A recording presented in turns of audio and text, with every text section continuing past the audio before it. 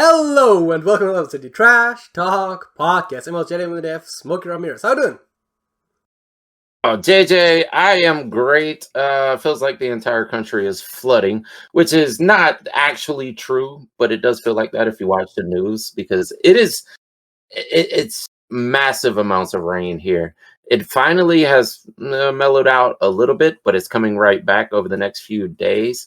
But I hear there are still a lot of droughts in part of the country too. So the weather is weird. I'm sure the government is just doing crazy things with our weather and causing all of this. But hopefully it'll dry out soon. At least it hasn't been hot. How is the weather over in Germany? It's actually been pretty good the last couple days.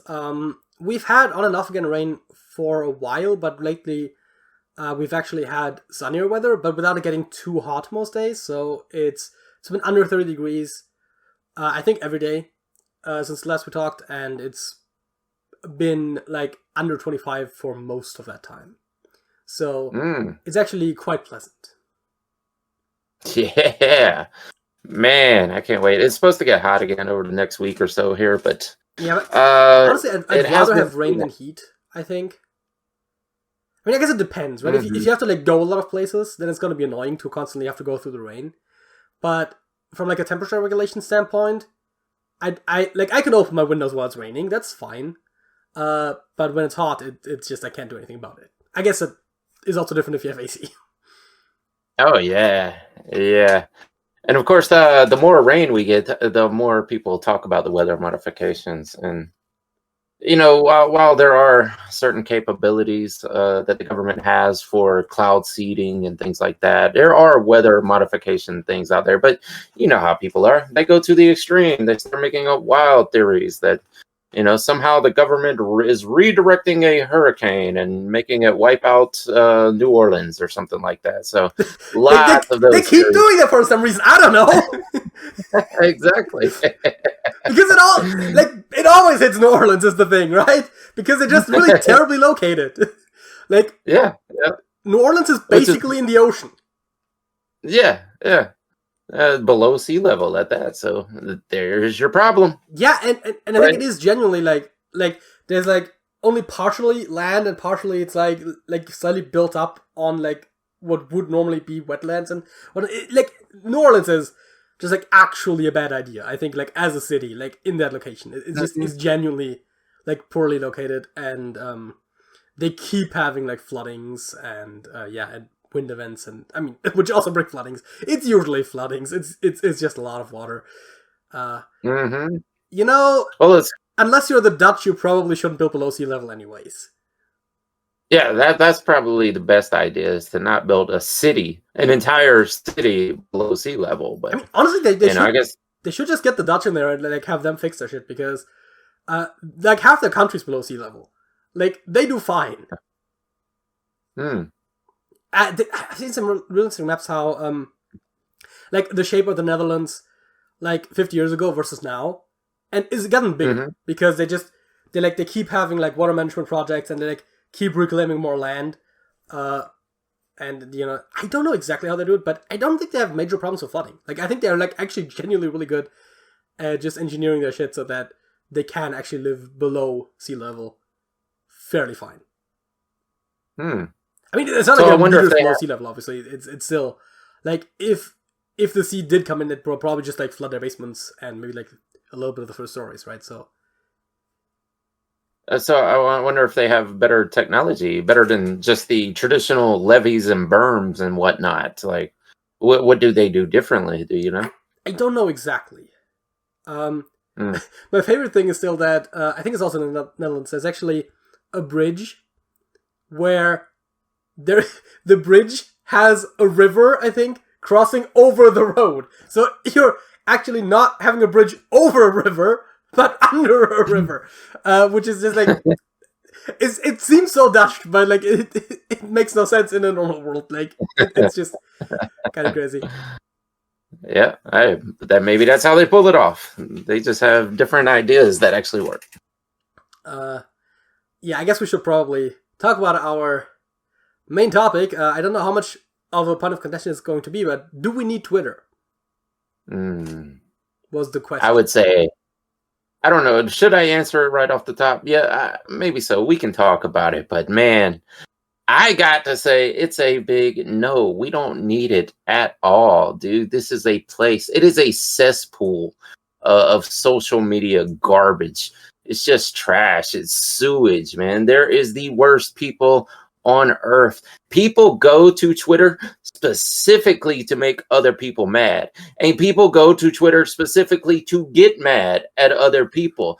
They want to see the worst topics. And that algorithm is so good at figuring out what you hate to see or you love to see. However it works, people go on there to see things that enrage them. And they know exactly what you're reading. And they will feed you more and more of it. And it's kind of a progressive algorithm where if you get enraged by this thing, we can show you something even worse than that.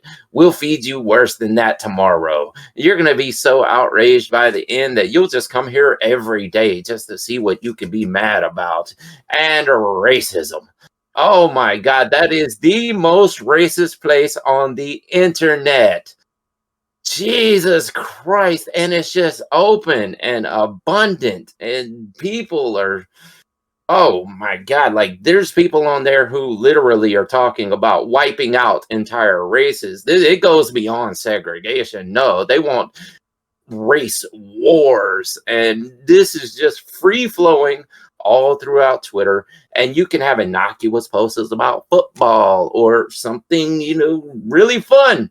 And somebody's going to come into the comment section and leave something racist or political or whatever, man. So I say, no, we don't need it. How do you think?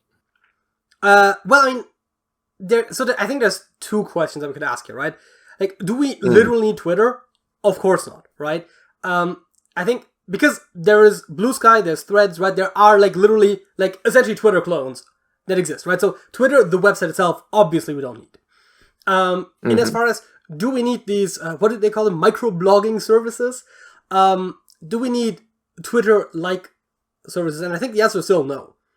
But that at least is a bit more nuanced, right? Because obviously, if it wasn't twitter.com, which I guess it isn't anymore anyways, I think it still redirects, then it's just somewhere else. And I think the answer is we don't need that, because we have other means of communicating. Twitter has done good things in the past, right? There was, I think the Arab Spring is widely linked. Was it Twitter or was it actually Facebook back then? I don't remember. But it is widely linked to social media, right? And that was arguably a good thing. But these sort of things, the fact that people can come together online and see that they actually all don't like the government and that maybe something should be done about that, it doesn't need to happen on something like Twitter. And Twitter, it's kind of obvious why Twitter is the way it is. And I used to think the idea was actually quite genius, but it turns out, given how much people use Twitter, it actually is kind of terrible, which is the central idea about Twitter. The character limit. Obviously, platforms will always have certain leanings, and the people will go there, right? It's the thing where Twitter is a right-wing platform because, all the racism is there because they don't forbid it, and so all the racists go there because they won't be able to post something like that on Blue Sky, for example, because they're going to moderate that away. And so naturally, that kind of self-segregates the groups a little bit, ideologically, and so, sure, right? But you can't exactly have a nuanced argument on Twitter. Because a nuanced argument doesn't fit in 240 characters or whatever the fuck the Twitter character count is these days. Of course, people are gonna have, very extreme takes, because there's only so much nuance you can have in a tweet.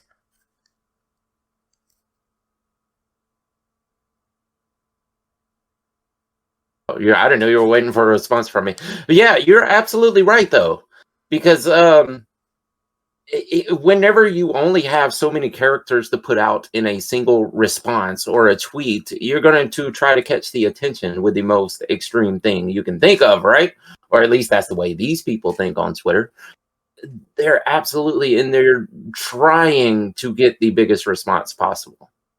Yeah. So why not just make it something extreme as I can think of? And it's just a breeding ground.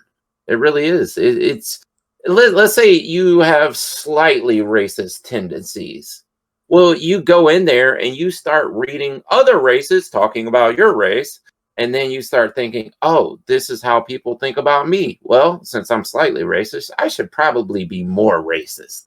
I will respond with more and more racism. And then the other side does that, and it just keeps growing and growing until you got this pot of just social media shit, which is what it is.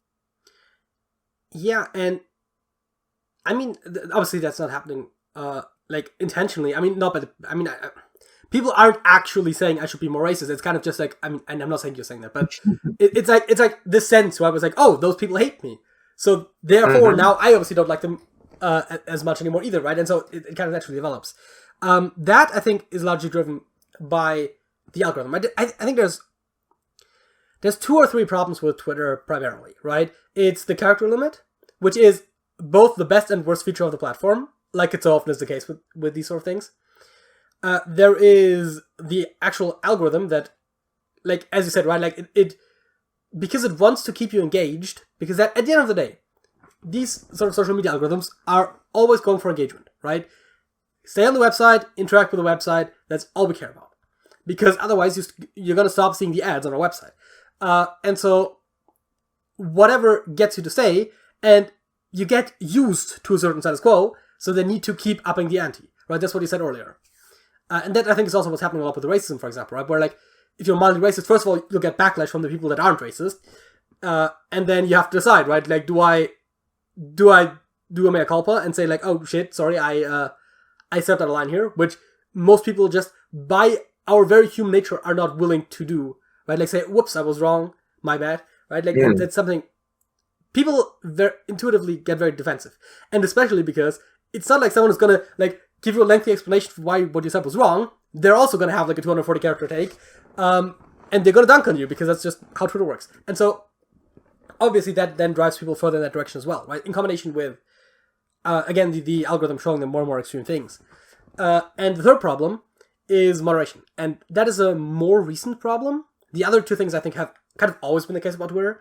But, when you, like, don't even censor death threats and, as you said, right, like calls for genocide and that sort of stuff, of course your platform is going to become toxic, right? Moderation doesn't just exist because people don't like certain viewpoints. It also exists to, like, actually keep the discourse on your platform manageable, right? Because who wants to go to Twitter anymore?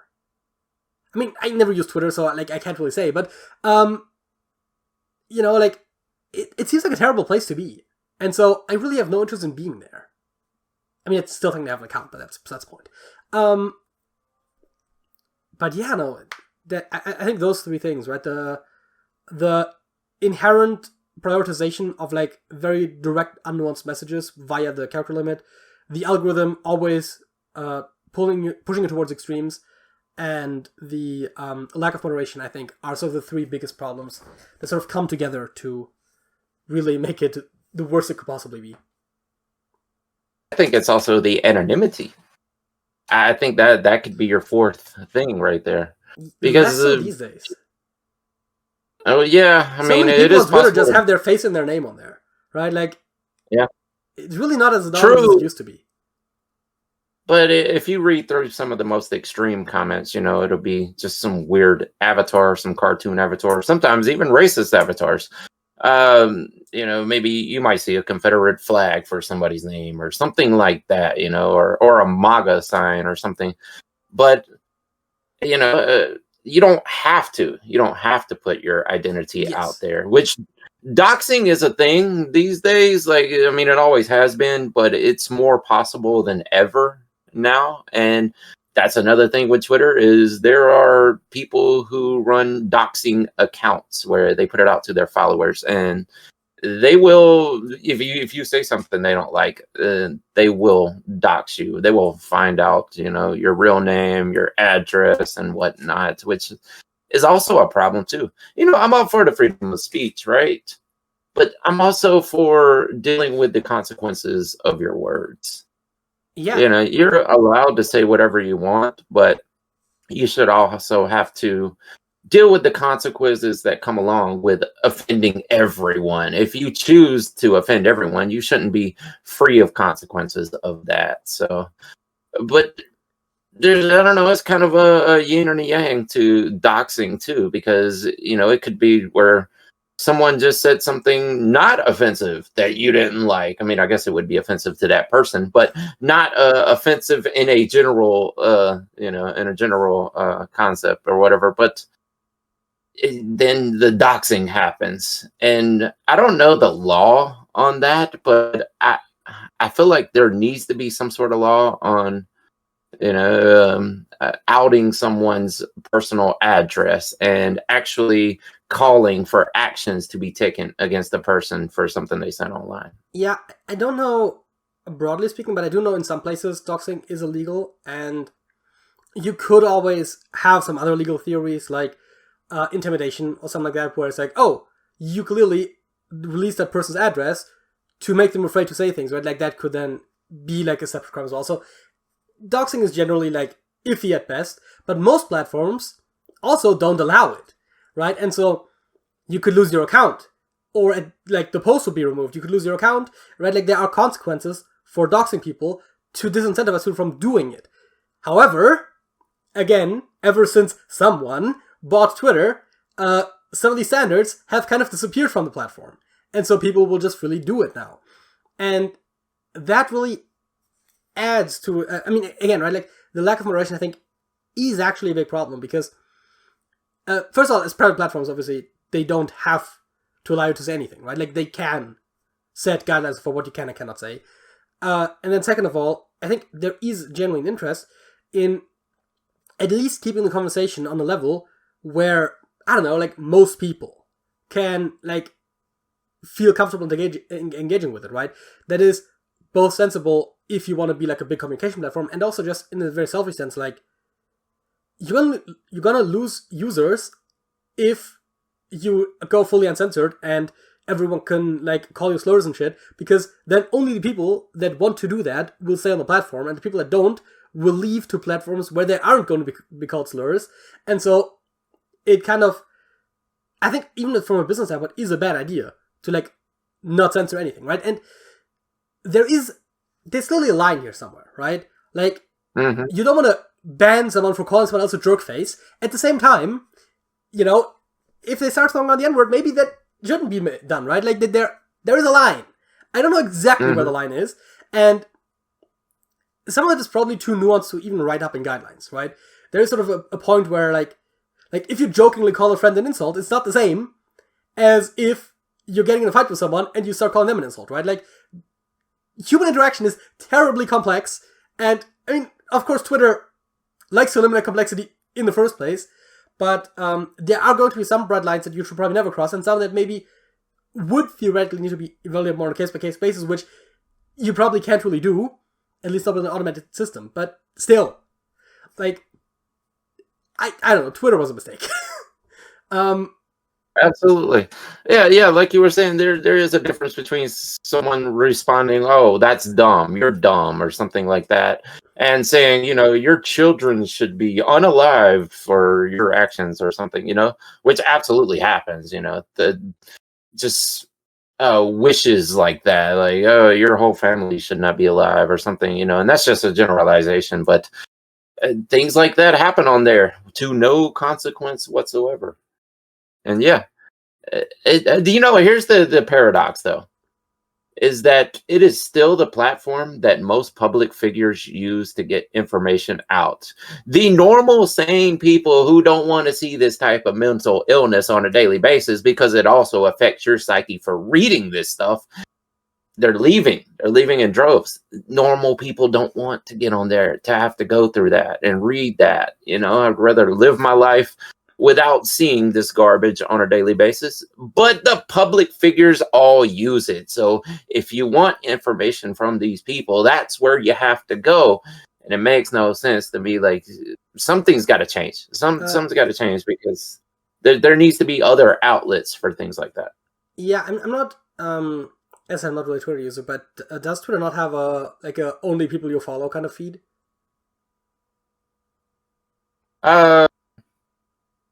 I don't think so because no when I get on there, I even get notifications from people that I don't follow. Okay, because Just whatever that's the like, popular tweet is, they send it to you. yeah, because otherwise you could just follow the people that you want to hear from and just not check Twitter Mhm. otherwise, right? Like, Well, that's how I use YouTube for the most part. I mean, I do sometimes click on recommended videos, but that's a whole different story, anyways. But there is this convenient page, youtube.com/feed/subscriptions, right? And it just shows you in reverse chronological order all of the videos made by people you're subscribed to, and it's great because mhm. I can just reload the page, see if anyone I'm subscribed to has posted something new, and if they haven't, then that's good too, right? I don't need to just watch a random video. I mean, obviously, sometimes you do want to do that, and then maybe you like search up something. But the fact of the matter is, there should at least be an option to just see what you came there to see, and not get sidetracked by some random bullshit. Mhm. And I just think that is like an obvious thing that like every platform like that should have, right? If you can follow people, then that should mean something. If I get to see posts from people Mhm. that I don't follow in the same feed as from people that I follow, what even is following? It's like the TikTok thing where like you can follow people on TikTok, but it doesn't matter because from what I hear, TikTok basically just functions on the basis of you just swipe and it shows you the next video, whatever it is. It's something that they think about finding interesting, and apparently they're really good at finding out what you do find interesting, but nonetheless, it doesn't really have a subscriber feed as far as I understand it. I also don't go there, but I just don't think that's good design, right? And I'm clearly in the minority here because people use Twitter and TikTok a ton, probably more so than YouTube. And so, Mhm. maybe I'm the outlier here, but I don't like that kind of design. Yeah, well, I'm looking through it right now, and everything in the feed here is people that I do not personally follow. And I'm trying to see if there is some sort of option where you could only get to timeline settings. Let's see what this is. Let me Oh, see. nothing here yet. Twitter.com. Yes, thank you. X.com. No, I, I'm not currently logged in, and I don't know. I click on timeline settings and it says nothing here yet. Try pinning a list or community to have earlier access to your favorite content. All right, so that's nothing. Yeah, the little options tab only has one thing, and that's timeline options. Okay, so I can't actually log into Twitter, so I can't check. But I'm also not following anyone, so I don't know if I could check anyways. But Yeah. turns out I need to enter the phone number associated with my Twitter account, and I don't know what that is right offhand. So there's that. It's Yeah. probably my mobile phone number, but it's not like I know that one by heart. So, But yeah, I mean that's what I'm saying is that I keep getting this feed from people I have no idea even who they are, and I think that's the design of the algorithm is to try to get you to dig deeper and deeper and deeper. And they're like, hey, this post here garnered a lot of attention for doing something extremely negative. You should take a look at it. yeah, There is like a human instinct, right, to spot threats. So it does garner interest. If you see something, you're like, oh, that's not right. That's not normal. That sounds like a threat to me. So you look into it because it's just human instinct. And that's your attention that you are feeding to this algorithm. So they give you more and more of that. And it seems like there is some kind of separation at this point in time between social media and real life, because you see all the negativity on social media platforms, and then you go out into the real world and you're like, okay, that's not real life, is it? Because I see the way the people act in real life, and it's not the way they act on social media. But eventually it's already starting. It's bleeding into real life, and it's going to become more and more of that the more people live their lives through social media apps. And we're going to start to see actions that you would see on social media in real life, and then it becomes a huge issue. yeah.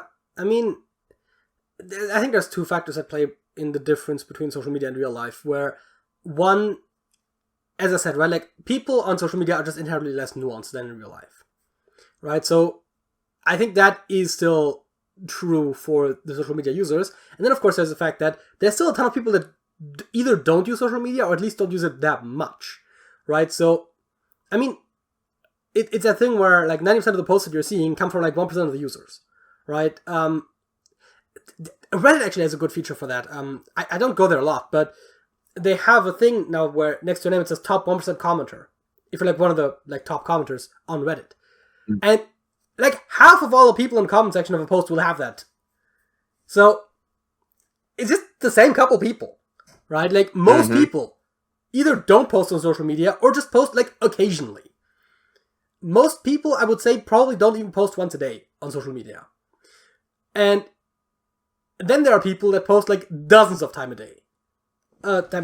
And especially on Twitter, there are people that'll post, like unironically, will post like 100 posts in a single day. And it's like, how do you even do that? How do you even have so much to say? Like, I am very opinionated. Obviously, right? But like, that just... First of all, it seems tiring. Second of all, I don't know if I would have enough to say about that. And third of all, is that all you do with your day? Like... Exactly. Oh, God. I know some of our subscribers, they ask, like, why don't you post more on social media? Well, for one, the X account, the Twitter account, I don't want to go there anymore. I don't want to see it. Like, every now and then I'll check and see if there's some direct messages so I can respond to that. But it's almost sad just to open up the app, like, because you're going to get that feed. You're going to get that feed right away. And it's absolutely disheartening. I have a great tip for you, potentially. You can turn off notifications on a per-app basis in your system settings on your phone. So if you don't like the fact that you're getting Twitter notifications from random people that you don't follow, you can just turn off all Twitter notifications. Yeah. I mean, I could. Yeah. I'm just saying. Like, I still want to get the direct messages notifications. Yeah, maybe there are settings in the Twitter app as well where you can limit it to only DMs. But A, maybe so. Apps love respecting your notification settings. And I mean, B, it's just like, check your DMs every now and again. I don't know. Like, I don't have notifications from emails, and I just check them on occasion. Not as often as I should, but, it's fine. You can live your life like that. That's the other thing, right? And this is not Twitter specific, but I feel like people's mindset has shifted a lot in terms of messaging, right? Like, you might not get a message right away. You might not get an answer right away if you text me. You're just gonna have to live with that. It's fine. Like, I'll come back to you in a reasonable time, by which I mean, if it's like over Discord or something, probably within a day. If you send me an email, then, oh boy. But, like, not everything needs to be instant. I know that it's possible for things to be instant nowadays, but that doesn't mean it has to be. Oh yeah, I've dealt with that so much because I'm the same way. Like, even direct text messages to my phone, like, sometimes it takes a while to get a response back, and it's like, because I'm not staring at my phone all day. But people start to expect that, and then subscribers start to expect that. Patreon messages, I answer them every Sunday. But sometimes you will go in there to answer direct messages, and you see some person in there that left a message on Monday, and then on Tuesday, and then by Wednesday, why are you not answering me? And Sunday, I would come back, and they're already fuming mad at that point. I'm like, because I answer these messages one day a week. I set aside one day. I'm not sitting there staring at the screen all day. Like, come on, this is an issue in our society. Like, we don't have to be instantaneous, man. Yeah. I mean, it depends on like how many messages you get. Like, once a week is on the rarer side, but like sometimes people will be like, if you don't respond within 5 minutes, I was like, dude, what do you think my entire life is responding to messages? Like, what? No.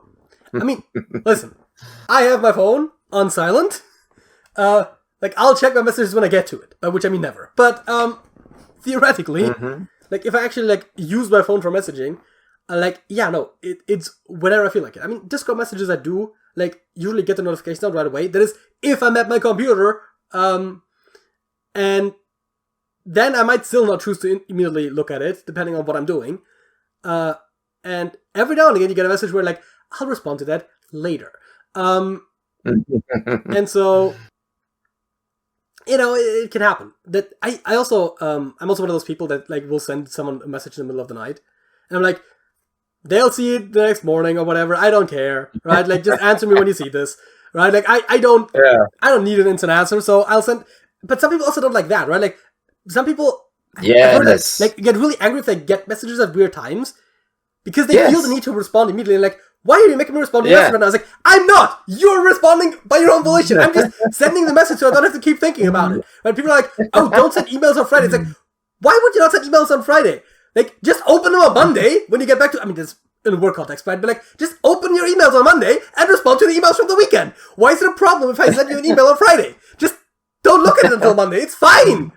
You don't have to check your work emails on the weekend. I know, I say the same thing. People will be like, why did you text me at 5 a.m.? I'm like, because I didn't expect you to respond at 5 a.m. Because I thought of it at 5 a.m. and I didn't want to keep thinking about it until whenever you get up. So I just texted you right now. Just respond whenever. It's fine. Exactly. Yeah, you don't have to wake up to respond. I sent it to you so that you can just see it whenever you get it. Like, no. Turn your freaking ringer off at night. You know, turn off your notifications at night. Do something. Don't expect. I mean, don't expect that I expect you to respond in the middle of the night just because you got the text in or the message. Yeah. Yeah, I don't know. Man, I've had some people get really mad about that. Like, dude, I don't know what you're mad about because I wasn't asking you to respond at that time. Yeah, I mean, that is one of those where, for me, as someone who has a tendency to keep odd hours, there's a bit more of the thing where, like, yeah, no, I will send messages in the middle of the night. I will also get messages while I'm asleep. And that's fine, because my computer is turned off, and I'll just turn it back on at some point, and then I'll respond to the messages. Mm-hmm. Sometimes I might not respond for the entire weekend because I'm not home, and that's fine, right? Like, people generally don't urgently need me. It's okay. Yeah, that would help out our society a lot, our global society at this point. That if we could just disconnect a little bit. I'm not saying we need to disconnect from the internet and smartphones and social media completely. Just sometimes, just a part of a day. Sometimes 24 hours, maybe. A weekend, like you're talking about. That would help us out a lot, man. I don't understand those channels or those accounts that are posting every 5 minutes all day long. Like, sometimes you'll see an account and you get it in your feed. You get this certain post in your feed, and you're like, oh, let me see what the follow up to that was. It was posted 8 hours ago. So you go to their account and you start scrolling through, and you're like, holy hell. Why am I scrolling through 85 different posts to get to the one that was 8 hours ago? Like, it's wild, man. You got to have something else to do with your time. I don't get it. I mean, listen, I'm not one to judge people's hobbies. I don't have the most exciting hobbies in the world, but like, really, that is like the one thing you spend your time on is Twitter beef. Like, at that point, it's not even as much that I like think it's. Well, I do think it's a waste of time, but it's also like, that can't be good for you, right? Like, no, not at all. I mean, again, right? Like my hobbies are like playing video games and watching TV. I'm not exactly like the gold standard for hobbies here, but like Twitter, like, I don't know that. Oh God, man! If I ask someone what their hobby is and they tell me it's Twitter, I feel sorry for that person. Bro, I don't even know if I want to be friends with you at that point. Like, yeah, I can already tell what kind of person you probably are. Like, oh, that's just gross to me, man. Yeah, I couldn't imagine. Like, find something more fun. Find something more hands-on. Like, no, like following politics and posting on social media, trying to set the world straight, trying to teach the world how they're supposed to be.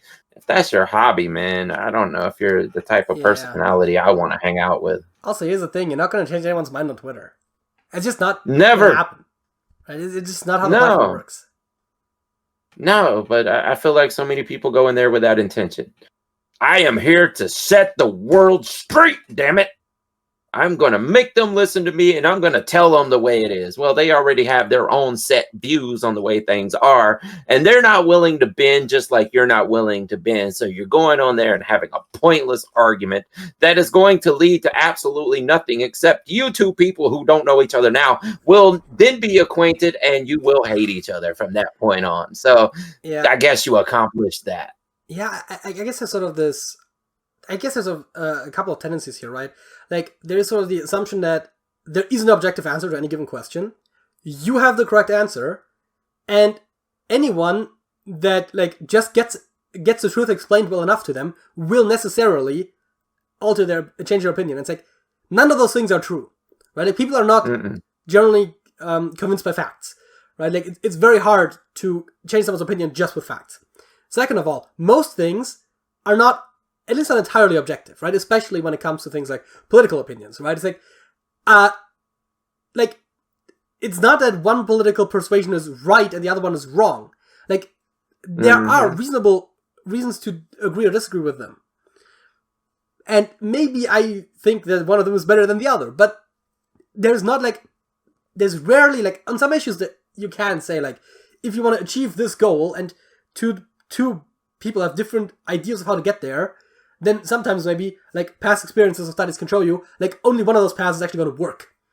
But if you just have different goals, then that's just different goals, right? Like, that's irreconcilable. That you can't just say, like, well, actually, your goals are wrong. It's like, no, it's a goal, right? A goal can't be, I guess it could be morally wrong, but it can't be, like, factually wrong. It's just a goal, right? It's not a statement of fact. It's just, that's what I want the world to be like. And it's like, that can't be objectively wrong because it's just an opinion. And so, that's the thing, right? And then, so you can be persuaded. Some things aren't objective. I think that was the third thing I said. Anyways. Oh yeah, right. Your opinion might be wrong. So, okay, yes, opinions, I said earlier, can't really be wrong. But sometimes you believe things that are essentially factual beliefs, right? You believe the world is a certain way. You believe that something is true. And sometimes you're wrong. Sometimes you're right. And it's very hard to know when you're right and when you're wrong. And so, trying to convince someone that you're right, first of all, make sure that you're right. And then second of all, again, as I said, right, like, some things aren't objective, but even when they are, you could still be wrong. And it's so easy to be wrong and not know it. Like, I'm probably wrong about a ton of things. And sometimes you can just look up if you're wrong, and sometimes things are a bit more complicated. Happens with statistics, right, where people will point at the same statistic to justify, like, opposing views, and it's like, well, statistics are complicated. It's like,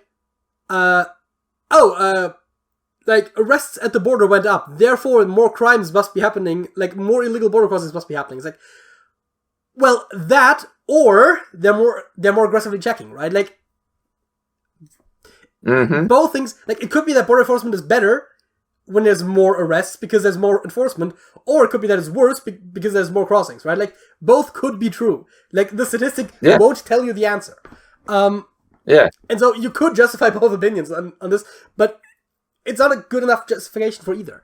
And things like that happen a lot where it's like, like this, like, statistics for this went up. It's like, well, is that because we're keeping better statistics, or is that because the actual rate of incidence is up? And like, autism diagnoses are through the roof.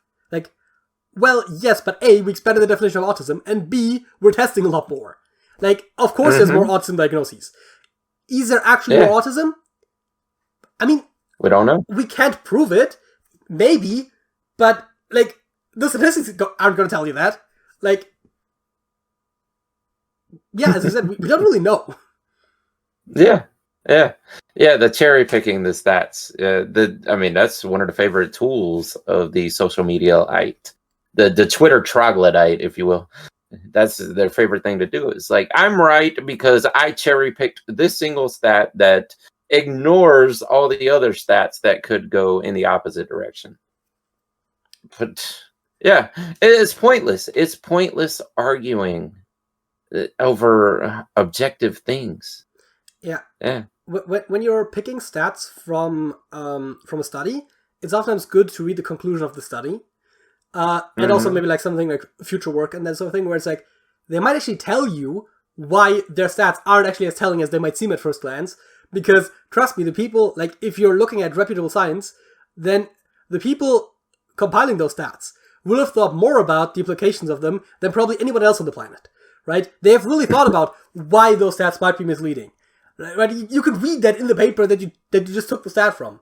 You just have to, like, actually read it. And listen, I get it, not all scientific papers are easy reads. Sometimes use a lot of fancy language that I don't understand, right? Like, it's fine. But, like, especially something like an abstract at the beginning or the conclusions at the end are usually at least somewhat readable. And just, like, try to figure out what they're trying to say. If you don't understand the study at all, then you probably don't understand the stats either. Yeah. Well, but haven't you heard, though, if you don't agree with the results of the study, it's just fake news. It's not real. They lie, you know. I don't even believe that study happened. So you can just ignore things like that, just if it disproves your point. I mean, that is obviously also a problem, right? People just rejecting facts. But it's even more insidious than that, because we as humans, intuitively, are more likely to question things we disagree with than things we agree with. Which means that when you're presented with some flimsy evidence that supports your position, you're just going to incorporate that and just assume that it's true. And if you're represented with equally strong evidence against your opinion, you're going to look into it, see that it's flimsy, and disregard it. And so that also emphasizes why we think oftentimes that we're objectively right, because there's so much evidence supporting our position. And there's just as much supporting the opposing position. It's just that we haven't scrutinized the stuff that's supporting our position, and we have scrutinized the other stuff, and have therefore rejected it. And I don't know what the solution to that is, because, like, I'm not going to fact check everything that I agree with. That sounds like a lot of work. Yeah. Right? So, yeah, because you already know it's right. So, like, every now and again, like, I do, like, fact check something, even if I already believe it, because, like, you just kind of gotta question yourself sometimes, but I fall prey to that as well, right? Like, it's really not an easy thing to overcome. And there's so many biases in our mind that are just like that, where unless you're aware of them, they're really dangerous, and even when you are aware of them, oftentimes they can still happen. Yeah, absolutely. And that's just another tool that created this wasteland, man. So, I guess in conclusion, because we probably need to wrap up this topic. Yeah. Yeah, it is bad. It is absolutely bad. It is bad for society. It's bad for your mental health. And you should probably spend the least amount of time on there as possible. And that brings us to our fact of the week. What is your fact of the week? Oh, I should probably bring that up. Every time you ask for the fact of the week, I forget that I have one. You said we should end the topic, and facts of the week are always after the main topic. And I never remember that. But in honor of Hollywood actually being on a plane right now as we speak, but not when this comes out. He'll probably be there when this comes out. But he is going. That would be quite a long plane ride. I guess it do happen, but possible, depending on where he's going. But in honor of that, he is actually going to Baltimore, Maryland. So I have this stat about Maryland. There are no lakes in Maryland. Apparently, none. No, actually, natural lakes, I should say, because there are man-made reservoirs, but there are no natural lakes in Maryland. And that's exactly what this fact says, is that all the bodies of water in Maryland are a result of damming rivers. So they are reservoirs, not lakes. Those are some damning rivers. Yeah, no, sorry. Yeah, I know what you said. It just sounded funny at the moment you said it. Okay, it's a 90-minute flight. If it's a non-stop. It apparently takes you 10 days to walk. 3 days to bike, 11 hours by car, and 15 hours by public transport, which is quite a bit. No, I was like, oh god, Americans, like, flying for every short distance. But yeah, no, 11 hours is quite a bit. Oh, I would be driving if I was going there. I would. I have flown to, like, Detroit, which is a 12-hour drive. I have done that before. Flown from Indiana back to Atlanta, but usually I would rather drive than flying personally. I mean, at about the same amount of money, but I don't know how many, at least you get to do it. I don't know how many connections you have, but I would almost think the public transport at 15 hours might almost be preferable to 11 hours of driving, because at least you can like, I don't know, read or something. That's always a problem about driving, right? You have to focus on driving. I mean, not that most people do, but and first of all, focusing for like 11 hours straight, great. I mean, obviously you have to take at least a couple piss breaks and at least one eating break probably. But actually, that's the thing, right? If you take a break for eating, you have to calculate that into the time. And you can eat on board of a train. Well, you could also eat while you're driving. I mean, sure, I suppose. You probably shouldn't. I do it all. Maybe not, but remember I do it all. The thing about focusing while driving? You can still look. It's not like you're staring at your phone, you know. You're just eating and still looking at the road. I still think it's a bad idea. But yeah, no. Come to America, you'll see thousands of people doing it every day. I just thought, depending on when you take off, it's actually only 13 hours by public transport. Mm. Yeah, I think the problem with Google Maps that it always prioritizes routes by like what you can do right now. But like 13 hours by public transport or 11 by car, I definitely take the public transport then. Assuming the connections are reliable, that's a whole other thing. But and the cost, I guess, is also a factor. Public transport is oftentimes too expensive, but we're not supposed to make a random topic out of the fact of the week. So, you know what? I want to ask you a question. I'll see if you know this already, because that's probably more fun than actually the fact itself. Where do you reckon Pilates takes its name from? Probably some Greek god or something. It comes from its inventor, Joseph Hubertus Pilatus. Oh, really? Yeah, It's just some guy from Germany who invented Pilates. Oh, wow. So apparently he was in an internment camp during World War I on the Isle of Man. And, you know, as you do when you're in a camp, or prison, I guess, would be the more relatable equivalent, you know, you work out. And so he apparently, like, figured out better ways of working out in prison. Or in a POW internment camp, I guess. And then after the war, he moved to the US, and he basically like popularized Pilates from there.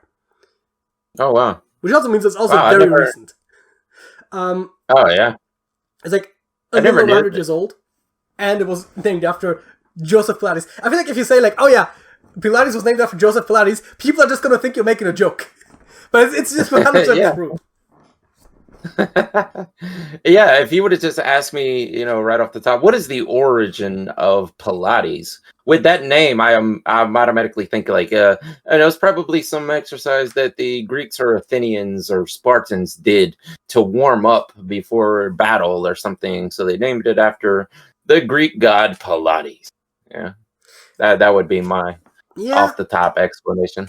I mean, to be fair, the Wikipedia page for Pilates actually is like, in case you landed on the wrong page, here's the page for Pontius Pilate. So, like, Pilate, whatever. Like, they see the parallel as well. So, the name is probably, like, on some level inspired by something, probably Roman more so than Greek. But, yeah. Well, if he's in German, it's probably Roman.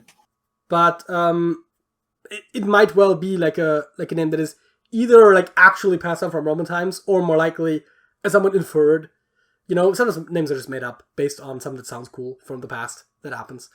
I don't know. I didn't look up the origins of the family name, but yeah, apparently he's from my neck of the woods. He's actually not even, like, I looked it up, he's from Mönchengladbach, which is, like, not that far away from here at all. So yeah, but I guess Pilates as, like, a sport, I don't know, like, how you would describe that, apparently mostly comes from New York, where he moved after World War I. In the 20s. Actually, I think it said 1925, so it's 100 years ago. Oh, wow. It became very popular here around, the 90s or early 2000s, somewhere in there? Yeah. And that brings us to the halftime show. Once again, playing Hurdle Decades, starting with the 1950s.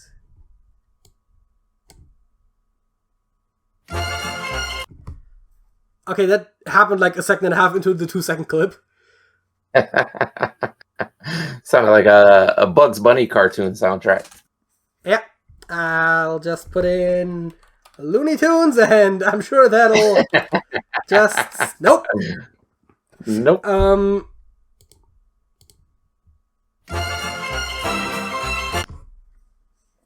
Yeah, absolutely not my kind of music, I think. 50s is hard anyways for me. That Yeah. is not my time. Yeah, that's gonna be always the hardest. But yeah, I don't know it right offhand.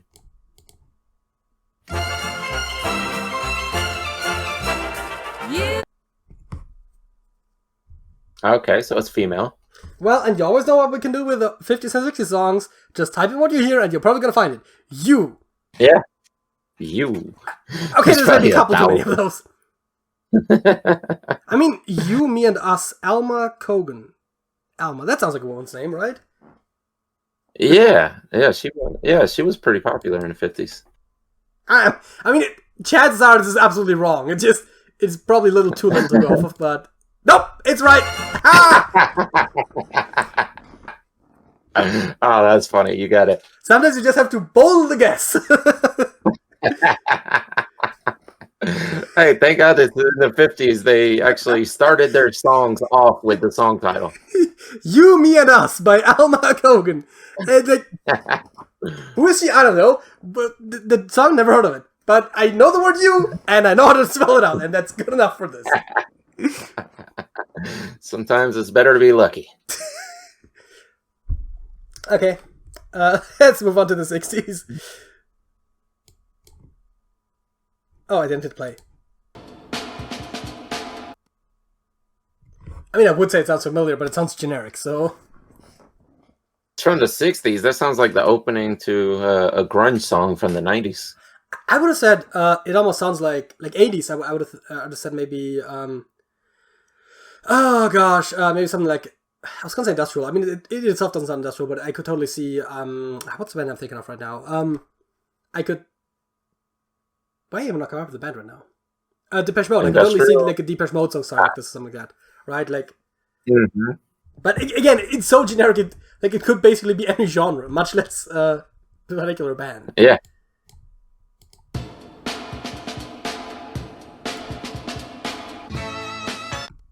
Oh. Is that I'll Be There? Well, in the 60s, that might have been the 50s. I mean, there's also a time when there was a lot of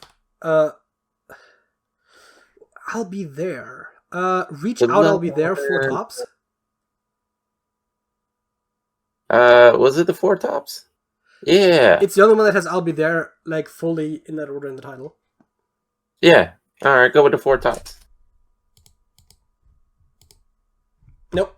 Aww. Oh, by the way, I think I now know why I thought of Depeche Mode. I think it's just the it doesn't sound like it's recorded in a studio because of the echo. Well, it's not really echo, but just like the sound quality. It sounds like it's a bigger open room. I think that's what made my mind go to Depeche Mode, who also like often have like these kind of soundscapes. It's the, I don't know if it's a strictly speaking an echo, but whatever that is. Oh wait, I hit skip instead of play. That was stupid. My bad. It is echo for sure.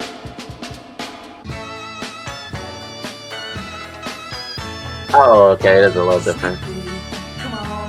Oh. That's Sweet Pea. Okay. What is it? Sweet Pea, yeah. Isn't it? You put in Sweat. Oh, I put in Sweat. That'll do it. Yeah. Yeah, no, I just, those two words for some reason I keep confusing sometimes in writing. Yeah, nope, that is Sweet, obviously. Yeah. Well, I say obviously, like English orthography is ever consistent. I blame your stupid language for this. Yep, it's our fault. Okay, 1970s. Oh, that's the beginning to Crazy Horse, right? Crazy Horses, the Osmonds. Yeah. Yep. Yeah, I knew it. How? You'll never forget that sound once you hear it. Yeah, I mean, then also, like, I would have said, like, 80s or 90s from, like, it sounded almost more like electronic music, which I guess maybe started in the late 70s, but... Mm-hmm. Okay, let's go straight to the 80s, I guess. Oh, yeah, I know that one. As soon as my mind catches up with this, stupid feeling small, wishing we had never left at all. Wait, is it ABBA? Maybe. Am I? I haven't heard enough of it to tell. It's very possible that my mind just completely. Okay, we don't have that much ABBA in here. Is it One of Us? It could be. Why is Paranoid on there in the 80s? It might have recharted. That's happened sometimes because I believe this is each of the 1980 songs randomly chosen from an ever-expanding list of great songs from the 80s. All songs used in the game. Okay, no, that actually doesn't say anymore. It used to say in at least some of them that it was pulled from songs that charted then. It doesn't say that anymore though.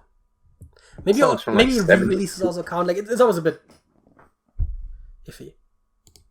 Yeah, It's One of Us. Yeah.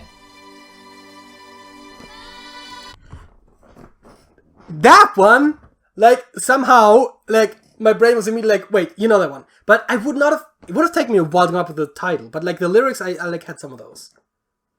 Yeah. Yeah. No, that one was good. I'm happy with that result. 90s.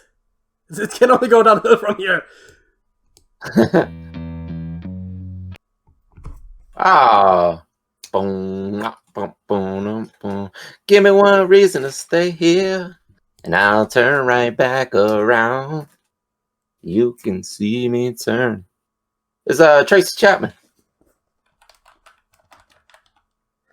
Give me one reason. Yeah. That is correct. What an iconic song. I mean, honestly, when you say Tracy Chapman, all that comes to my mind is Fast Car, but sure. I'll believe you. I don't know if this was before Fast Car or after. But I mean, it was before me. That much is sure. Almost certainly. 2000s. That's random playground noise. Yeah.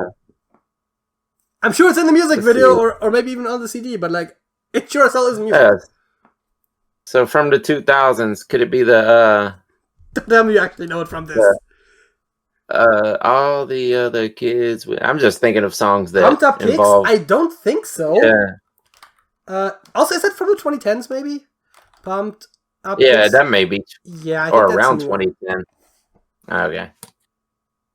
Need some more then. From on top of my head, I would have said maybe like 2012-ish, but like I don't really know. Yeah. Also, I don't think there were any kids in that song, but you know, like when you say like kids, my first thought would have been Another Brick in the Wall Part 2, but like that's older for sure. Like you can't have any pudding. Or I guess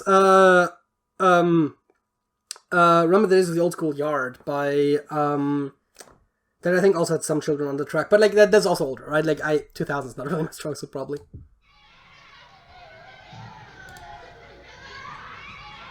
It just keeps going. I skipped twice.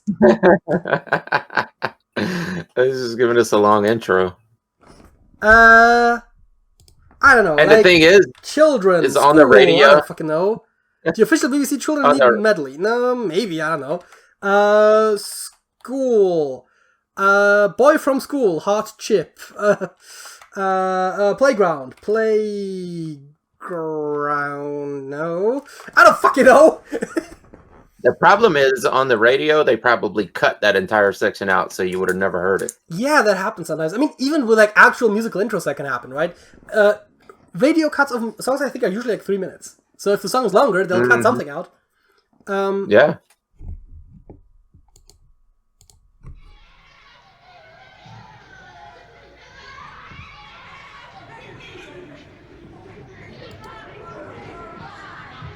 Oh, come on. Oh, yeah. That does sound vaguely familiar. Yeah. Yeah, it's a new metal song. That's you got to guess, or you want me to tell you? I don't know. I'm not gonna get it from this. POD, Youth of the Nation. We are Youth of the Nation. Yeah, not. I mean, new metal also not exactly my genre. To be fair, like I do like some metal, but new metal is always a bit. Yep, that is correct. But like that was rough as like a hurdle guess. Like that is it's a rough choice of a song.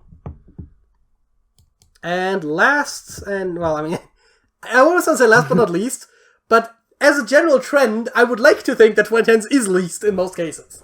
But anyways, watch it be Pumped Up Kicks. It's not Pumped Up Kicks. No. That would have been funny though. That sounds slightly familiar, but I have no guess right off the top. Yeah, I got nothing.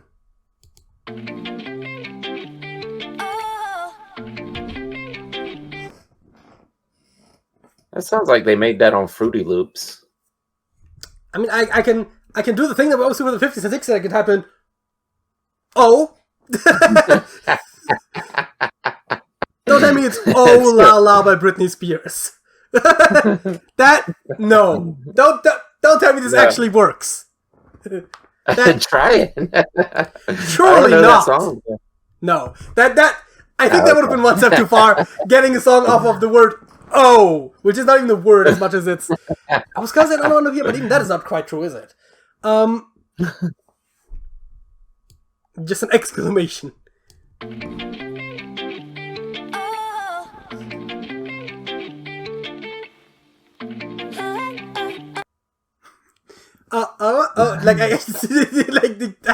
Like what is it? Let's see. It's oh. Like, I don't fucking know.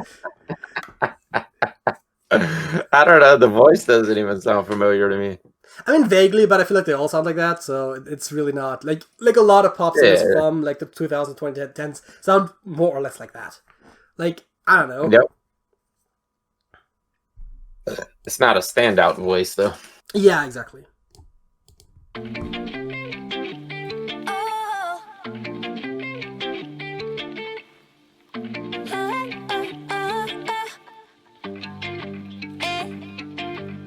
Oh, we got an eh. Type in EH. Eh. Maybe she's Canadian. Oh, that wasn't even EH. Braveheart is the only one that actually has EH in that order. Sledgehammer. That's not Peter Gabriel. I don't know. Yeah, it's Avril Lavigne, right? Surely.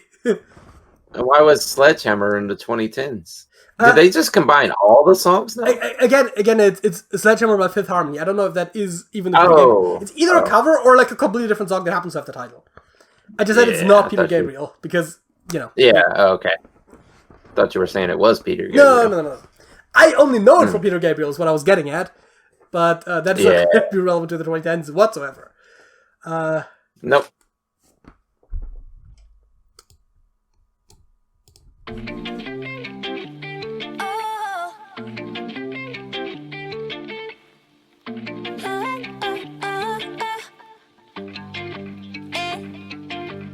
It's a little blurry how the whole thing started. I don't even really know. I would say early 2010s, but that's about as much as I can give you. Yeah.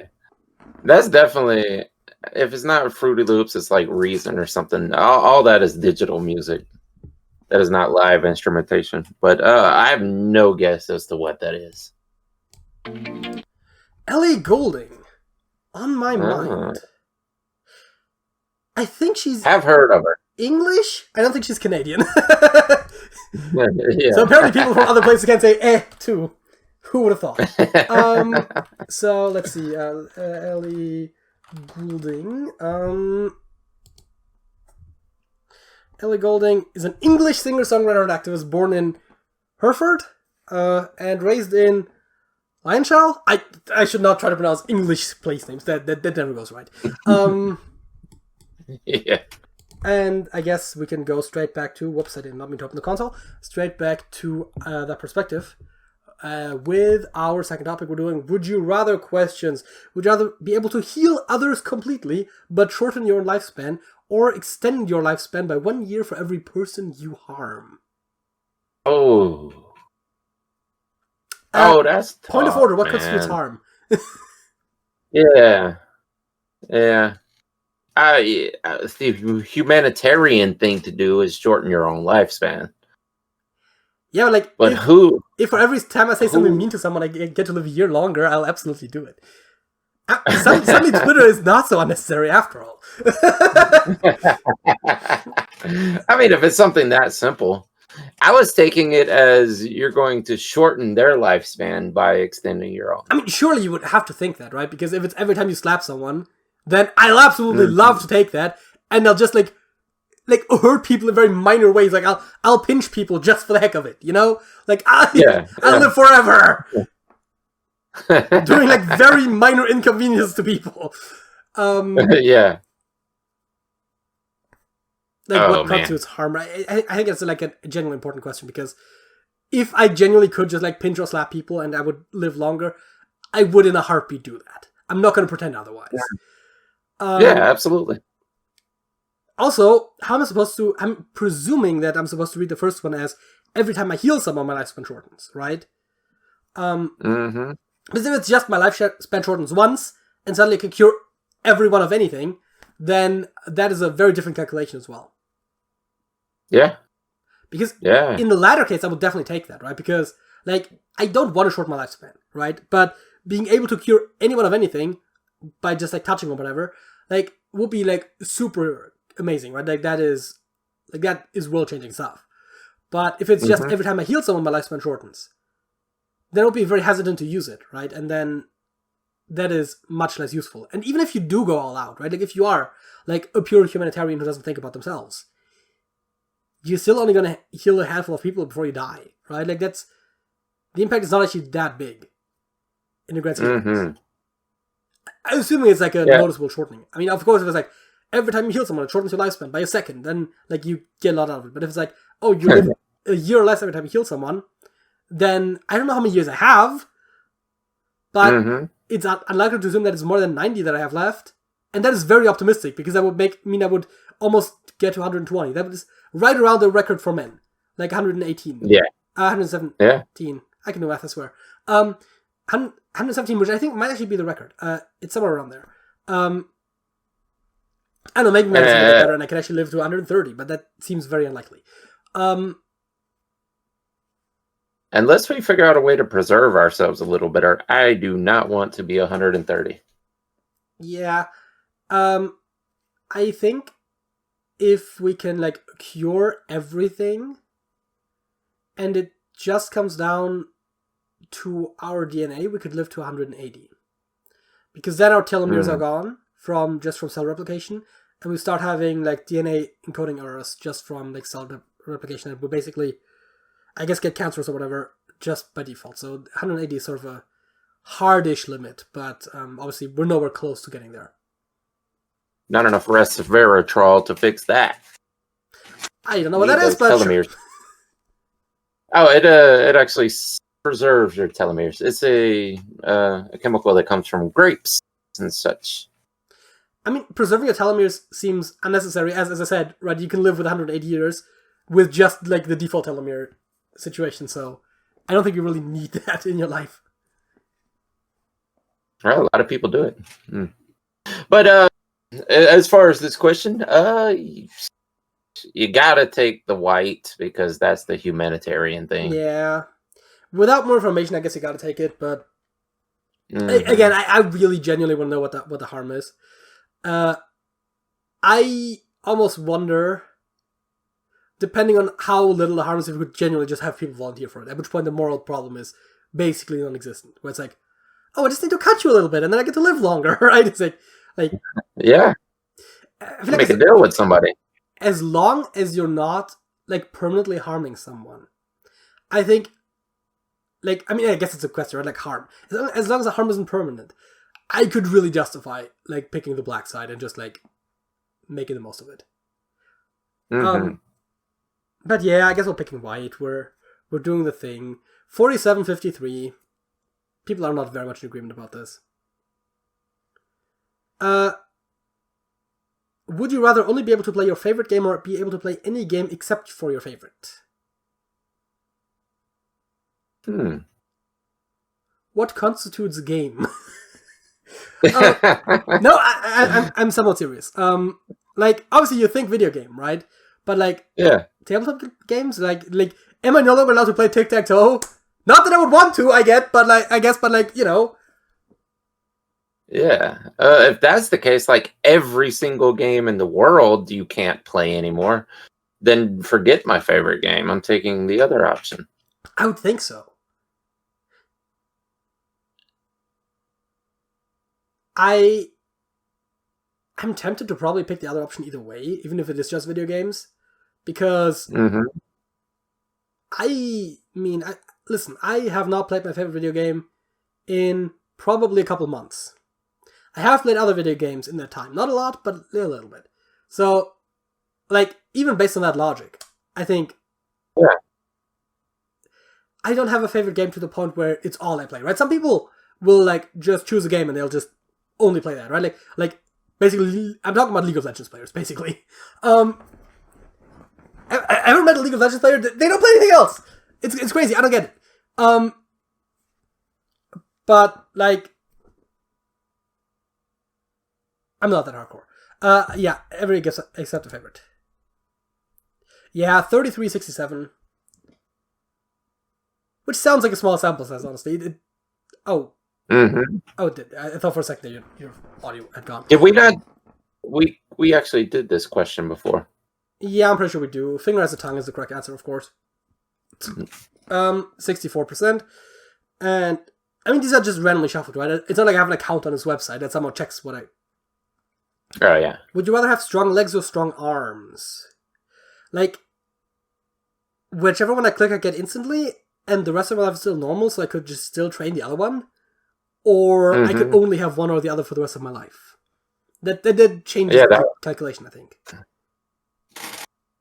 Well, for aesthetic purposes, the arms you could show off more, and it's easier to cover up the legs than the arms. I never got the whole skipping leg day thing. Like, I'm not a gym guy, right? So that, but like, surely leg day is the most fun of them all, right? Like, no. Well, for one, gym bros want to show off their biceps, so that's going to be their favorite just on that aspect. But it's much more harder work, and it takes a lot more work to get your thighs and calves to grow than it does your biceps and forearms. Maybe the forearms, yeah, but the biceps and triceps, and they grow way easier than thighs and calves. I don't know. I mean, I'm pretty sure the leg muscle is just the strongest in the human body, like in general. Leg muscles are like the biggest muscle. I think is one of the ones in your thigh. I think, and like I feel like legs are just like easier. So right, the way I'm thinking this is my legs are definitely stronger than my arms. I mean, I think that's just normal though. I think that's just how people are. So like I think I would get more out of strong arms, because it feels like it's more of a gain. But strong legs are more useful. Because, like walking, cycling, right? Like you use your legs for a ton of things. And you use your arms mostly for just like lifting things up. And I don't really need to lift particularly heavy things all that often. Right? Like the heavy things that I do lift are within my capability of lifting already. Most of the time, when it comes to lifting heavy things, the limit is more geometrical for me than weight-based. Right? Like you have a couple of crates of heavy things, and it's like stacking two of them on top of each other is somewhat precarious. Carrying any more than two is just impossible, because one is gonna just slide off, right? Like you just cannot carry more than two crates of whatever. So most of the time, that's fine, right? Like 2 boxes of this, like whatever, like whatever it is we're talking about. The limit, I remember like moving furniture, right? Oftentimes, I mean, some particularly like some of the like older solid wood like cabinets and stuff like that are pretty heavy, but for the most part, when you're moving furniture, oftentimes it's not even that it's too heavy. It's just that it's like very big, and like getting around corners is tricky. But like the actual weight of it is all right. Mm-hmm. So it depends. I have lifted at least one table that was like way heavy, but most of the time it really is just you need a couple people because of just like too many points to lift at. It's not a weight thing. Mm-hmm. So like I never feel like my arms aren't strong enough. It's not like I ever feel like my legs aren't strong enough. Although if I had like strong legs, I would probably cycle more.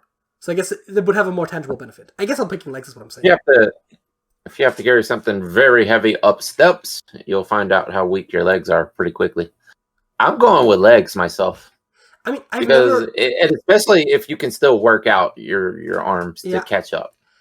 The heaviest thing we once had to carry was a screen door with security glass, and for some reason there was an error made in the ordering, and so instead of just having security glass on the outside, it actually had, because it has like 2 layers of glass, right, for like heat insulation. Mm-hmm. It had security glass on both sides, and we had to carry a screen door, like 2-meter high door, whatever, not quite, but like a regular like 1 meter by almost 2 meters door with the frame up some stairs. And let me tell you, heaviest thing I ever had to carry by far. I didn't have any problems with my legs. It's just the arms, right? Like I don't know. Like I feel like legs are never. The only time that I've had problems with my legs again is like cycling, where you like, and even then like, it's partially legs and it's partly conditioning.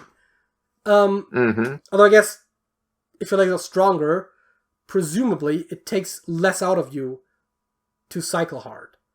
So presumably the conditioning is still offset at least a little bit by picking legs. There is a maximum point there, like a point of diminishing returns, though, because it takes way more oxygen if you have way bigger muscles. Yes. So, yeah, there is a point where the conditioning just starts going the opposite direction. But in general, I would choose the legs and work out the arms. Yeah, but again, I feel like in my daily life, I have enough muscle for what I need to do. And if I didn't, then I would over time still gain it anyways, right? Like, it's that like the functional strength you need, you generally have. 44-56. Let's do, I don't know, 2 or 3 more. Would you rather see the future or change the past? Dare I say we have 2 negatives here. Yeah. Okay, see the future, it depends, right? If it's an inevitable future, I don't want to know it. Yeah. But then if you see it, it's going to not become the future anymore because you're going to change things. If you change the past, you're also changing the present. Yeah, that's what I was getting at, right? Like if I can change the future, I'll absolutely see the future easily.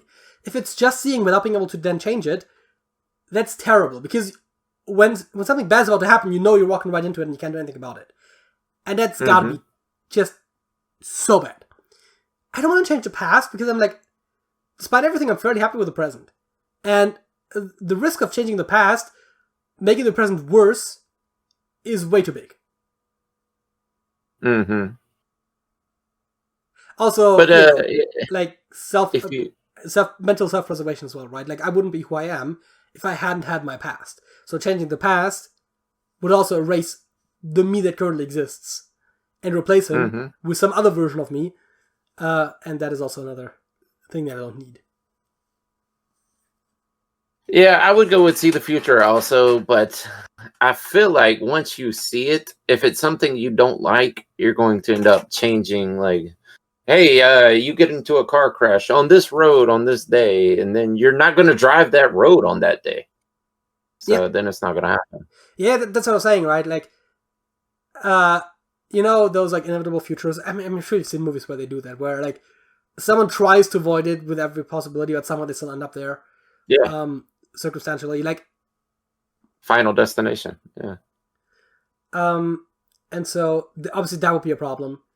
There's also there was a Rick and Morty episode where Morty could see how he dies, and so he always like lived his life specifically to get that, like the one where like died of old age with the girl he loved next to him. But then it later turned out that actually like his perception of like why that is how he died ended up being like completely wrong, and anyways, doesn't matter. Mm. The point is seeing the future is not exactly what it's made out to be, but it still seems better than changing the past. 54-46. Yeah. Mm-hmm. Would you rather, similar to the other question, would you rather have fingers for toes or toes for fingers? We might have had this before. I know what the answer is. Fingers for toes. Yeah, of course! Yeah. Like, Yeah. there's sort of two ways of looking at this, right? Practicality. Mm-hmm. Like, having fingers for toes Dexterity. seems genuinely useful. Now, you're probably not going to find shoes that fit you very well, but otherwise, it seems very useful. Yeah. And toes for fingers, you can't pick shit up nearly as well anymore. Yeah. It's probably not that bad because I pick up things with my feet all the time, so it's not like that hard. And presumably, your hand will still have the same structure, so your big toe would still be here rather than like this. So I guess it's still it's just worse hands with shorter fingers, essentially. Yeah. But that seems impractical. Also, second thing, if you don't want to be seen as a freak by everyone, having fingers for toes, no one has to know, right? Exactly. I get if you could figure out the whole shoe situation, but toes or fingers, people are gonna notice. You could wear regular shoes and curl them up like that in your shoe, you know? So Yeah, that seems very uncomfortable. Like I you can already kind of curl your toes and try doing that for like hours at a time. I don't know. I mean, yeah, for multiple hours, but you can get by. When you get home, just take your shoes off. Either way, it's the same answer. Yeah, no, I mean, it's always fingers for toes, yes. Yeah, 81% of people agree. This is, like, so obvious. Mm-hmm. Would you rather return every non-essential item you've ever bought or never be able to buy anything non-essential again? No. That takes all the excitement out of life. Return every non-essential thing I've ever bought. I don't think I could, because I'm pretty sure not every non-essential thing that I've ever bought is currently in my possession. Or Yeah, even so how are you gonna get I'm pretty one? sure there are things that are just thrown in the trash. Mm-hmm. So besides the fact that it's impossible, I would pick that one. I mean, as long as I can keep the stuff I have now, I mean, it's gonna get boring into the future eventually, but Yeah, but like, first of all, maybe hobbies are essential to my sanity, so yeah, I can get by on a loophole. Also, like, return almost implies that you get your money back. In which case, that's actually a great deal because I'm not going to be able to return most of the random shit that I bought for like anything near purchase price. Yeah. No, but like, just return everything non-essential and just like rebuy whatever you still want to have, right? Like this. Like, I really don't see much of a downside here. On the white side of things, on the left side of things, whatever you want to. Yeah. Yeah. I guess. I mean, 65. you can always buy more in the future. Yeah, exactly. Yeah. Let's. Oh god. Let's do this one last. Would you rather always have to consciously breathe or consciously blink? Blink. Absolutely. Because how are you going to breathe in the middle of the night? I was gonna say, do you just die if you pick breathe? Yeah. Yeah, absolutely. Blinking. No doubt about it. That should be 100%. At night, you have your eyes closed, so it doesn't matter. Yeah. And the worst thing is you forget and your eyes burn when you blink them. It's no big deal. Yeah, but that I already have if I'm playing a video game where I have to like really focus on it. That already happens to me. So yeah. I don't think it would be the end of the world. It would be annoying because by the time you notice you forgot to blink, it's already like not very comfortable. It's not like you blink twice and it's back to where it should be. But yeah, again, it's annoying. Whereas always having to consciously breathe is going to kill you. Mm-hmm. Are they the only two actions that you do consciously and subconsciously at the same time? 961. I don't know. Can't think of anything else. If I knew what that was called right offhand, then I would look it up. Mm-hmm. See, I think this is one of those things where AI is actually kind of useful because you can probably ask the question in such a way that you figure out what it's called and then you can actually Google the thing you want to know. Yeah. Anyways. Yeah, either way. Which I guess brings us, I could have gone straight there, to our songs of the week. What is your song of the week? It is actually Porcelain by Tone Deaf.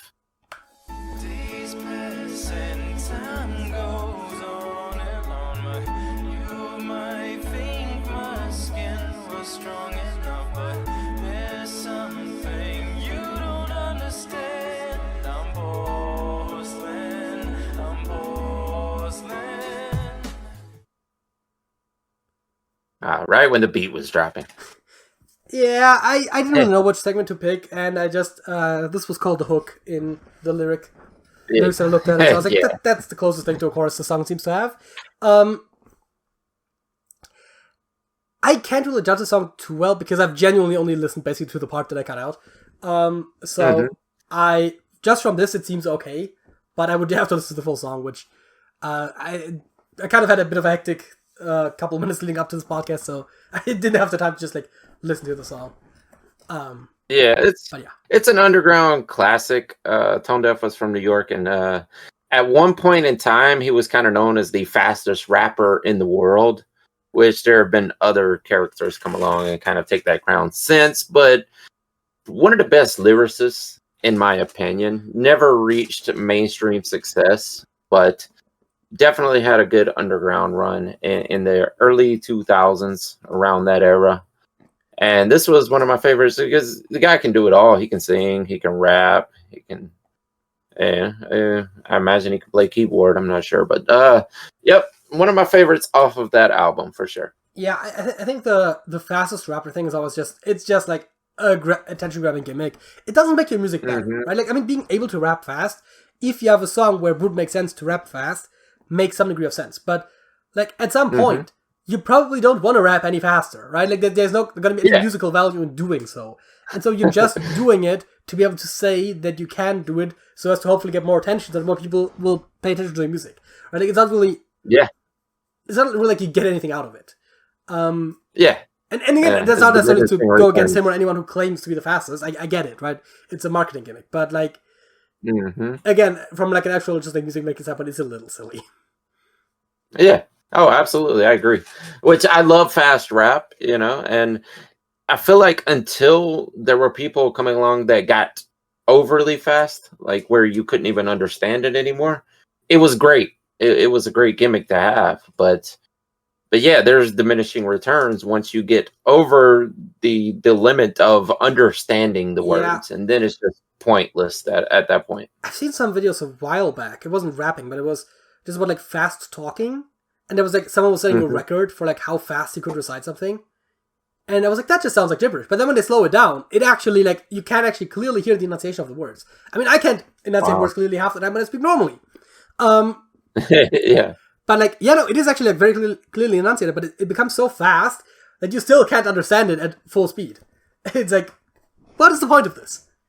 Like, unless you're like trying to like quickly, secretly record something for later, there's no point in doing this.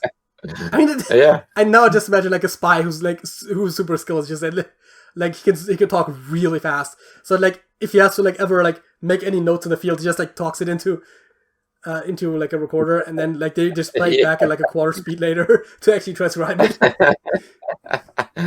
Oh, that's another problem too. Is it's too easy to cheat at this point. You could just talk or rap or whatever normally, and then just speed it up. Just speed it up. Yeah. Like so. Who knows who was actually legitimately doing it anyway? Yeah, I was gonna say you can't do it live, but then I realized that playback has been a thing since forever. So while you can't do it live, you could pretend to do it live, which is just as good as actually doing it live in most cases. Yeah. Also with like partial playback and stuff, it's actually like super easy to fake it. Where it's like, oh yeah, no, it's the fast part is playback, but the rest is live. So it doesn't sound exactly like it's on the record, and maybe even for the fast part, you probably have like a separate recording that's like slightly different from the record version. So it doesn't sound like it's just played off the record, but it's still not actually live. It's like, yeah. Yeah. That's what Milli Vanilli did wrong by not actually having a separate recording. No, the problem that Milli Vanilli had is that the playback stopped in the middle of the song and they couldn't actually sing. The one guy actually, what was his name? Rob or whatever. I think he could actually sing. It didn't sound anything like Milli Vanilli, but Okay, he fair made enough. an album later on. But yeah, the Milli Vanilli, like the actual like on stage band was just a front for it. Yeah, that was one of Frank Farian's projects. Who was, I believe, the same guy behind Boney M. But Rasputin. yeah, Rasputin. Yes. Yeah. Not my song of the week, not relevant to this at all. But let's go into that maybe. My song of the week is "Heyday" by Fiddler's Green.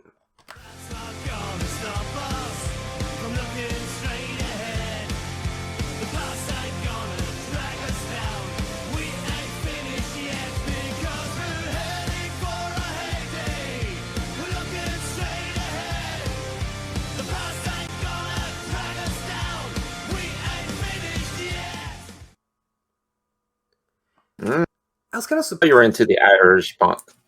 Yeah. I mean, I was a little surprised when I looked at the list. I still have like a folder with like most of the songs of the week that I've ever had, right?